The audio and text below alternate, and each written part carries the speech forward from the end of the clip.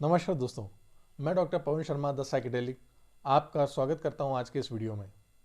दोस्तों, हम लोग की जब भी कोई साइकोलॉजिकल वर्कशॉप होती है या फिर हम यूथ एम्पावरमेंट के कोई प्रोग्राम करते हैं, सेमिनार करते हैं, वर्कशॉप्स होती हैं, ट्रेनिंग प्रोग्राम्स होते हैं, तो अक्सर हम लोगों के पास एक इशू उठ के आता है जो कि आज की यूथ जनरेशन हम लोग से पूछती है।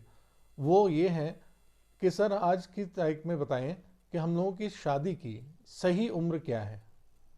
जी हाँ, इस बात को लेकर के आज की यूथ बहुत ही कंफ्यूज हैं और वो कई बार ऊपापोह में रहते हैं कि करियर वाइज, फैमिली वाइज, अपने परिवार को देख करते हुए, अपने गाइडेंस को देखते हुए, लोगों को देखते हुए वो ये तय नहीं कर पा रहे हैं कि असल में शादी की सही उम्र क्या होती है। वो अक्सर हम लोग से इस बात पे सवाल पूछते हैं और हम उनको उनके हिसाब से तुरंत पूछते हैं कि आप शादी करना क्यों चाहते हैं और किस वजह से करना चाहते हैं। आखिर ये काम करने के लिए आपका मेन गोल क्या है, लक्ष्य क्या है या पर्पस क्या है। तब हम उसके अकॉर्डिंग उनको कहीं ना कहीं सलाह देते हैं कि उनको शादी कब कर लेनी चाहिए, वो उनके लिए ज़्यादा पर्सनल तौर पे हितकारी होगी। जी हाँ दोस्तों, मैं आपको ये बताना चाहूँगा कि शादी करने की एक वैधानिक उम्र अलग डिसाइड है। शादी करने में हमारे लिए शारीरिक रूप से तैयार होना एक अलग मैटर है। इसी तरह से हमारे लिए ज़रूरी ये है कि शादी के लिए हम मानसिक तौर पर यानी साइकोलॉजिकली कब तैयार हैं। दोस्तों, शादी कर लेना शारीरिक का विषय नहीं है, एक मानसिकता का विषय है। क्या हम मानसिक तौर पर इतने अब इस वक्त तैयार हैं कि हम शादी जैसी जिम्मेदारी को उठा सकते हैं, हम एक नए रिश्ते में बन सकते हैं जिसमें कि एक परिवार ना होकर के दो परिवारों की जिम्मेदारी उठानी है, प्लस उसके बाद हम एक खुद परिवार के मुखिया हो जाएंगे, हमारा खुद का एक अपना परिवार होगा और हम उस परिवार की सारी जिम्मेदारियां, उससे जुड़े सही निर्णय लेने के काबिल हैं। दोस्तों, अगर शादी आप करना चाहते हैं तो मैं आपसे ये कहना चाहता हूं कि यदि आपका मकसद सिर्फ बच्चे पैदा करना है तो उसकी उम्र नो डाउट सरकार की वैधानिकता के हिसाब से आज की तारीख में 20 साल हो गई है। आप 20 साल की उम्र के बाद कभी भी शादी कर सकते हैं, वो कानून वैध है। अगर आप ये देखना चाहते हैं कि हाँ, मैं शादी के बाद एक ऐसा कंपनी ढूंढना चाहता हूँ, एक ऐसा साथी ढूंढना चाहता हूँ जो कि मेरे कहीं ना कहीं स्वतंत्रता को पाने में मदद करे, तो यहाँ पर आपका एक गोल अलग हो रहा है। कभी आप ये देखते हैं कि हाँ, कुछ ऐसी चीज़ें हैं जो कि मेरे परिवार में, मेरे मायके से नहीं हो पा रही हैं पूरी, जो कि हो सकता है कि शायद मेरी स्वतंत्रता तब मिल जाए जब मैं अपने ससुराल में जाऊँ या अपना अपना परिवार दूँ। ये बिल्कुल इस तरह से लगेगा आपको जैसे कि आप स्कूल में जब पढ़ते हैं, 8, 9, 10th क्लास पढ़ते पढ़ते जब आप 12th तक आते हैं तो आपको लगता है बस आखिरी समय और है, इसके बाद मुझे कॉलेज की यूनिफॉर्म से आज़ादी मिल जाएगी, स्कूल की यूनिफॉर्म से आज़ादी मिल जाएगी और मैं कॉलेज में एंट्री हो जाऊंगी और उसके साथ अब देखूंगा तो मैं बिल्कुल आज़ादी से अपने डिसीजन ले सकते हैं, हमें कोई बाध्यता नहीं होगी। तो ऐसी अगर स्वतंत्रता चाहते हैं तो यकीनन उस वक्त हम लोग को ये ज़रूरत होती है कि हाँ, हम जल्दी से कोई ना कोई एक घर देखें और आगे बढ़ जाएं। इसी तरह से जब आप किसी चीज़ों से परेशान होते हैं तब भी आप उन परेशानियों से बाहर निकलने का एक सॉल्यूशन पाते हैं कि जल्दी जल्दी जीवन में मेरी घटनाएं घटित हो और मैं इन सब चीज़ों से फुर्सत पाऊँ। हो सकता है ये फेज़ मेरे लिए अच्छा नहीं हुआ है, अगला फेज़ अच्छा हो। तो आप जैसे ही जवान होते हैं, जैसे ही आप इस उम्र में आ जाते हैं कि आप शादी के लायक कानूनी और सामाजिक ज़रूरतें पूरी करते हैं, तो आप तुरंत ही कहते हैं कि अब हम इस रिश्ते में बंधना चाहते हैं। कई बार हम सिर्फ आकर्षण के प्रति इतना ज़्यादा आकर्षित हो जाते हैं विपरीत के लिए कि हम चाहते हैं कि बस अब हमें भी एक कंपनी, एक पार्टनर मिल जाना चाहिए। उस वजह से हम क्या करने लगते हैं कि जल्दी से अपने लिए पार्टनर तलाश करते हैं, उसकी हर एक खूबियों को, हर एक खामियों को नज़रअंदाज करते हैं और खूबियों को पसंद करके हम कहते हैं हाँ, बस यही है अल्टीमेट और इसके साथ मैं पूरा जीवन बिताना चाहता हूँ। तो जैसा ही आप करते हैं उसके बाद आप देखते हैं कि अब आप रिश्ते में जुड़ते हैं तो जो पुराने के फैब्रिकेशंस थे वो ख़त्म हो गए, अब आप एक्चुअल लाइफ में आने लगते हैं और जिम्मेदारियां बढ़ने लगती हैं।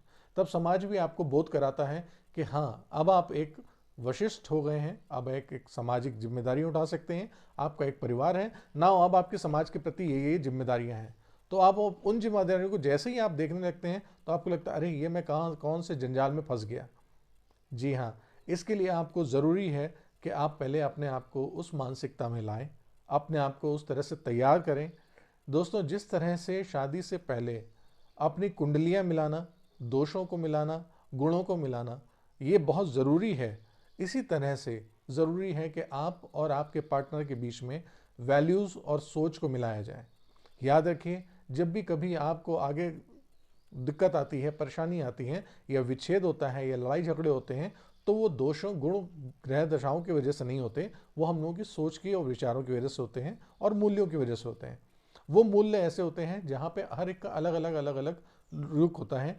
अब आप अगर शादी करना चाहते हैं तो एक लड़के की इच्छा ये हो सकती है कि वो कहता है कि मुझे एक ऐसा पार्टनर मिले जो मेरे परिवार के पीछे देखरेख करे और मैं फ्री होकर के अपने करियर पे फोकस करूं और आगे बढ़ करके मैं देखूं मैं क्या कर सकता हूं।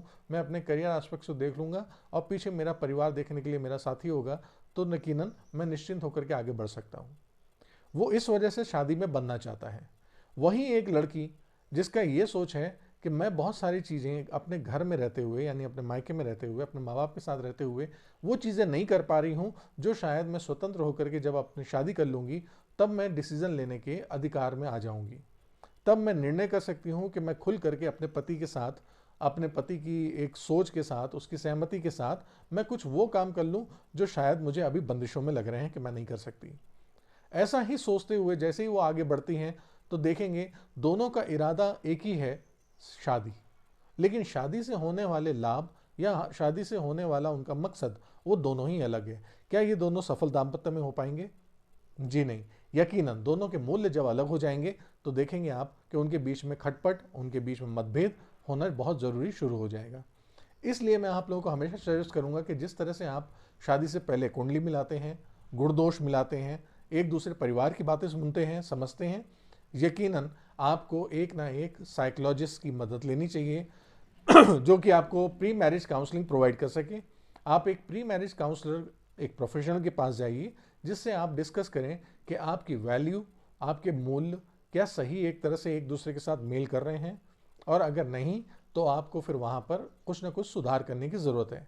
हाँ, अगर हमें वही साथी चाहिए तो उस साथी के साथ होने के नाते आपको अपने मूल्यों में ऊपर नीचे करना पड़ेगा। आपके मूल्यों का वर्गीकरण हो सकता है कि आप मूल्य वही रखें लेकिन उनकी प्रायोरिटी को चेंज करें। आप पहले प्रायोरिटी कुछ और, दूसरी प्रायोरिटी फिर कुछ और, इनकी आप श्रृंखलाओं को ऊपर नीचे आप कर सकते हैं।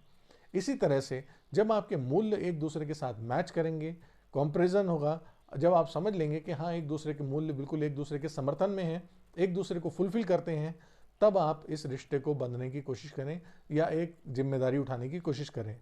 क्योंकि अब ये अच्छी बात है कि बाद में आप संबंध तोड़ें उससे पहले ही हम उस संबंध के बारे में जांच लें। हम क्योंकि शादी जब ऐसे करते हैं तो हम देख समझ के, सोच समझ के करते हैं, कई सामाजिक रीतियों के हिसाब से, कई सामाजिक ज़रूरतों के हिसाब से, कई पारिवारिक मूल्यों के हिसाब से हमारे पास एक कैटेगरी होती है, हमारे पास एक बेंचमार्क होता है कि हाँ क्या ये चीज़ें फुलफिल हो रही हैं या नहीं हो रही हैं। इसी तरह से आपकी अपनी भी एक मूल्यों की सूची होनी चाहिए जो आप रखें और अपने जीवन साथी के साथ डिस्कस करें कि मेरे शादी को लेकर के ये मकसद हैं, ये मूल्य हैं, क्या आपके मूल्यों में ये चीज़ें एक जैसी आ रही हैं या नहीं आ रही हैं। अगर ये एक दूसरे के साथ एक जैसी आ रही हैं तो बहुत अच्छा होता है कि आप एक दूसरे के पूरक बनेंगे और कहीं ना कहीं एक दूसरे की मदद करेंगे और जीवन में आगे बढ़ने में एक दूसरे का सपोर्ट करेंगे। और जब कभी ऐसा नहीं होता है तो ये चीज़ें हम लोगों को ऐसे बंधन की तरह लगने लगती हैं जो शायद हमें रोक रही होती हैं आगे बढ़ने से। तब हम चाहते हैं कि हम जल्दी से जल्दी इन बंधन से छुटकारा पा लें। इसलिए आज ऐसे भी उदाहरण आते हैं जिनको कि 6 महीने, 5 महीने, 8 महीने, यहाँ तक कि 1 साल से कम समय में भी उनको संबंध विच्छेद करना पड़ता है। और दिक्कत तब आती है जब उनके पास कहीं ना कहीं कोई एक ऐसी नन्ही जान, एक ऐसा जीवन आ चुका था उनके बीच में जिसकी जिम्मेदारी अब सिर्फ और सिर्फ उन्हीं की होती है। आप उस घटनाओं के बारे में सोच सकते हैं, उस परिस्थिति के बारे में सोच सकते हैं कि वो परिस्थिति कितनी ज़्यादा ही सोचनी होती है, कितनी दुखद होती है, जहाँ पर दोनों जीवन साथी, दोनों पार्टनर्स एक दूसरे के पूरक ना होकर के एक दूसरे के लिए विध्वंसक काम कर रहे होते हैं और उनके बीच में जोड़ने के लिए एक नन्ही सी जान होती है जो कि उन दोनों पर निर्भर है। क्या हम सोच सकते हैं कि उसका भाग्य क्या होगा, उसका भविष्य क्या होगा, और क्या उसके मूल्य होंगे शादियों को लेकर के और जीवन साथी को लेकर के। हम इस तरह से गलत उदाहरण पेश कर रहे होंगे नई पीढ़ी के लिए। इसलिए दोस्तों, मैं आपसे हमेशा एक बार फिर से उदाहरण करूंगा कि जब भी कभी आप ऐसे रिश्तों में बनना चाहें तो ज़रूर एक साइकोलॉजिस्ट, एक काउंसलर, एक मैरिज काउंसलर, इनकी ज़रूरत जानकारी लें।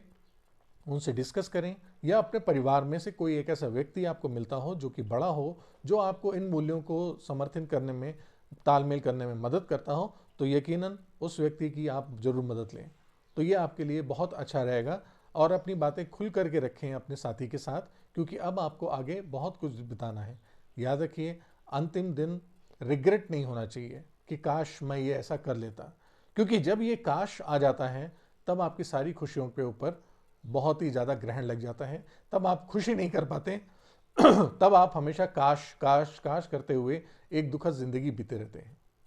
उम्मीद करता हूँ मैं आपको कुछ अच्छी चीज़ें बता पाया हूँगा, और अगर आपको ये चीज़ें अच्छी लगी हैं तो आप हमारे इस कमेंट सेक्शन में नीचे लिख करके हमें बता सकते हैं, हमें खुशी होगी। और अगर आपने कुछ सुझाव देना चाहते हैं तो ज़रूर हमें बताएं। आपका बहुत बहुत धन्यवाद।